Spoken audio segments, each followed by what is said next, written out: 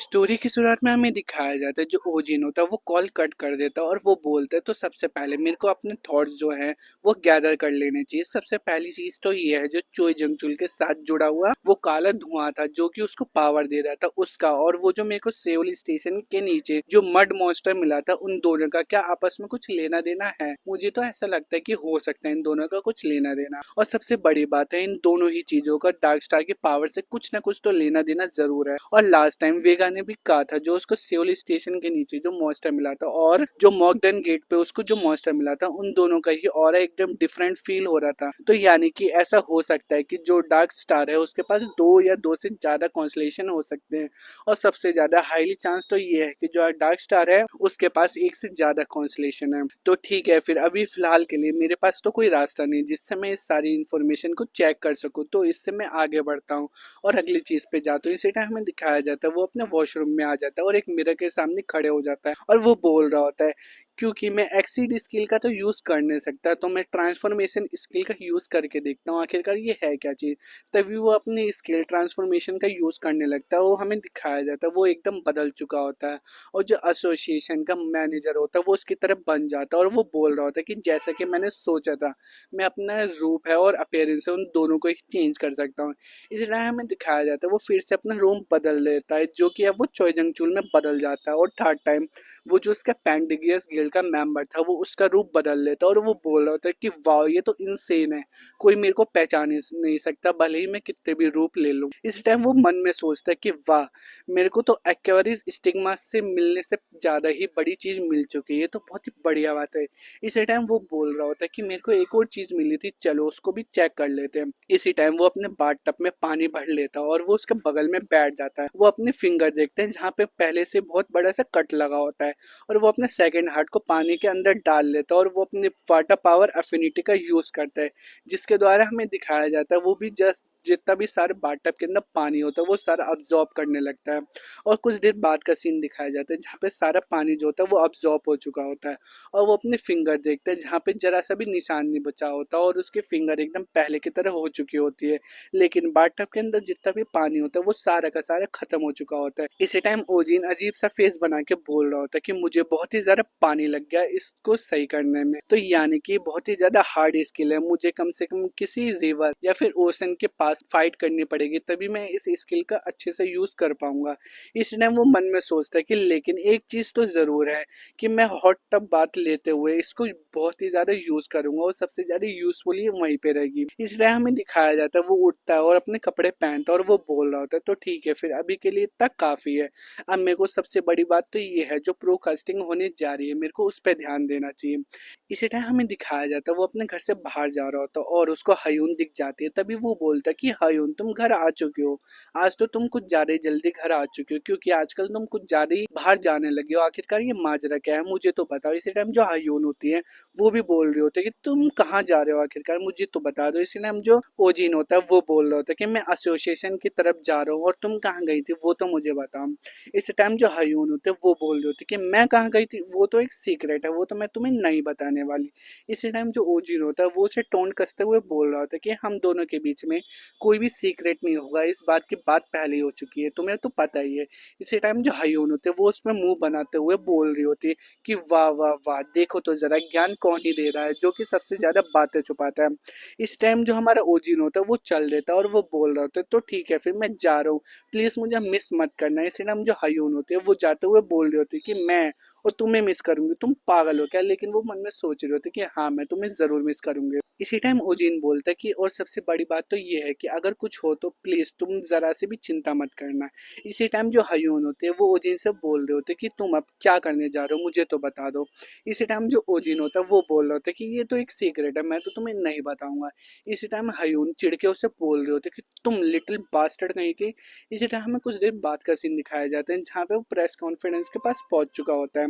और इसी टाइम हमें वहाँ पे एक बंदा दिखाया जाता है जो कि आज के लिए हमारा ओजिन का बॉडीगार्ड होता है। इसी टाइम वो बोल रहा होता है कि मेरा नाम चोई वुजिन है और मैं स्पेशल कमिश्नर हूँ एसोसिएशन का। इसी टाइम ओजिन भी उससे हाथ मिलाते हुए बोल रहा होता है कि हाँ, मैंने आपके बारे में बहुत ही ज़्यादा सुना है। इसी टाइम ओजिन हमें उसके बारे में बताता है और वो बोल रहा होता है कि ये लाइटनिंग डॉग चोई वुजिन है और ये एक 8 स्टार का अवेकन है जो कि कैंस वेनेटिक का है। और इसके बारे में कहा जाता है कि अगर ये एक बार किसी केस को इन्वेस्टिगेट करने लगे तो उसका पीछे जब तक नहीं छोड़ते जब तक वो उसका सच पता ना कर ले, भले कुछ भी हो जाए। इसलिए हमें दिखाया जाता है जो चोई वुजीन होता है वो बोल रहा होता है कि वाह, आज तो कितनी सिली चीज हो रही है कि एक स्पेशल कमिश्नर दूसरे स्पेशल कमिश्नर का बॉडीगार्ड बना हुआ है, क्योंकि सिचुएशन ही कुछ ऐसी हो चुकी है तो मुझे ये करना ही पड़ेगा। इस टाइम ओजिन अजीब सा मुंह बना के मन में सोच रहा होता है कि और हाँ, ये तो सबसे ज्यादा बड़ी बात है, ये तो बहुत ही ज्यादा कोल्ड है और वैसे भी मुझे ऐसा लग रहा है कि ये मेरे को एकदम नेपो बेबी की तरह देख रहा है। इसलिए हमें दिखाया जाता है वो मन में सोच रहा होता है कि भले कुछ भी बात हो लेकिन ये अपने जॉब के अंदर एकदम परफेक्ट है और मुझे इस टाइम इसकी बहुत ही ज्यादा जरूरत है। इसलिए हमें दिखाया जाता है जो चोय वुजिन होता है वो बोल रहा होता है कि ओजिन सर प्लीज इस तरफ आइए। इसलिए हमें दिखाया जाता है वो प्रेस कॉन्फ्रेंस रूम के अंदर आ जाता है और हमें दिखाया जाता है वहाँ पे बहुत ही ज्यादा रिपोर्टर्स होते हैं जो कि वहाँ पे बैठ के उसका इंतजार कर रहे होते हैं। इसलिए उनमें से एक रिपोर्टर पूछ देता है उसके आते ही कि क्या ये सच बात है, आपको सिर्फ अवेकन हुए आधा ही साल हुआ है। इस टाइम दूसरी रिपोर्टर उसे चिल्ला के पूछ रही होती कि इस नेशन को आपके ऊपर बहुत ही ज्यादा प्राउड है और आप इस नेशन के हीरो कहलाए जा रहे हैं, जो भी इस टाइम हुआ था क्या आप इसके ऊपर कुछ कहना चाहेंगे। इसी टाइम जो हमारा ओजिन होता है वो बीच में आ जाता है, सबकी बकबक सुनते सुनते वो बीच में आके खड़े हो जाता है और वो बोल रहा होता है कि नाइस टू मीट यू, मेरा नाम है वॉन ओजिन और मैं स्पेशल कमिश्नर हूँ एसोसिएशन का।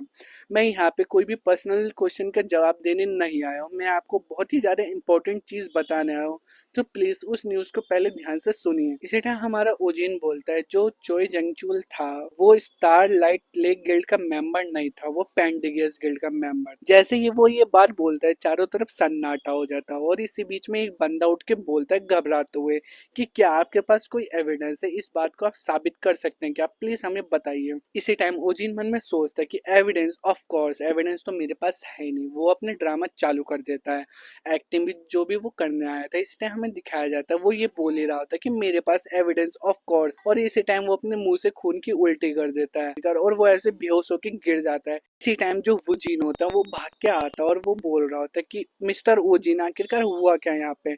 इस टाइम वो बोल रहा होता है कि आखिरकार चल क्या रहा है यहाँ पे, हुआ क्या, प्लीज कोई एम्बुलेंस को बुलाओ, जल्दी जाओ और एम्बुलेंस को बुलाओ। और वो उसका ब्लड अपने फिंगर में लेता है और अपनी जीभ पे लगा के एकदम चेक करता है। इसी टाइम वो बोल रहा था कि इनको किसी ने पॉइजन दिया है।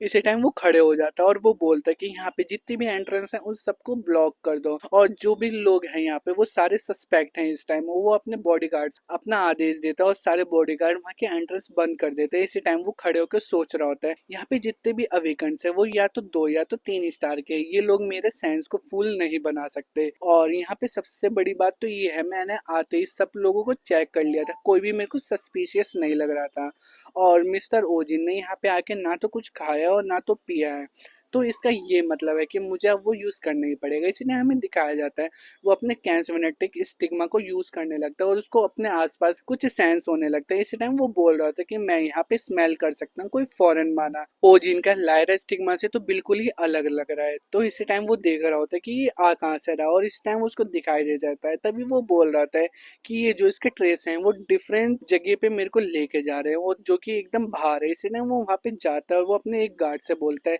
कि तुम इस जगह का ख्याल रखो, यहाँ पे जो भी रिपोर्टर्स हैं उनकी सारी इन्फॉर्मेशन ले लो और कुछ भी अगर मिलता है तो मुझे ज़रूर बताओ।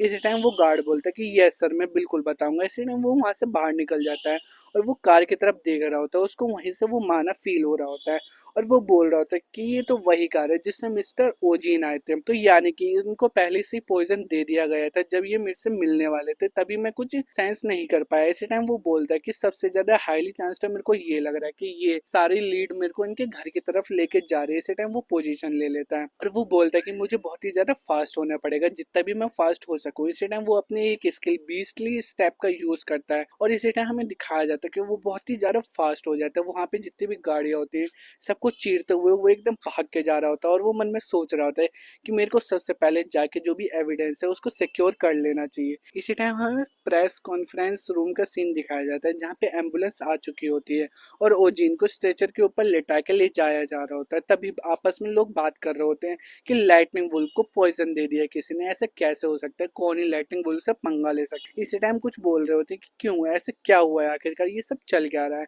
इस तरह हमें ओजिन दिखाया जाता है जो कि स्ट्रेचर पे लेटा होता है और वो स्माइल कर रहा होता है क्योंकि सारा कुछ करा धरा तो इसी बंदे का। तो दोस्तों ये वाले चैप्टर यहीं पे खत्म होते हैं। इसके आगे के चैप्टर देखने के लिए प्लीज चैनल को लाइक कीजिए, शेयर कीजिए और सब्सक्राइब कीजिए। मैं मिलता हूँ आपसे नेक्स्ट वीडियो में, तब तक के लिए गुड बाय।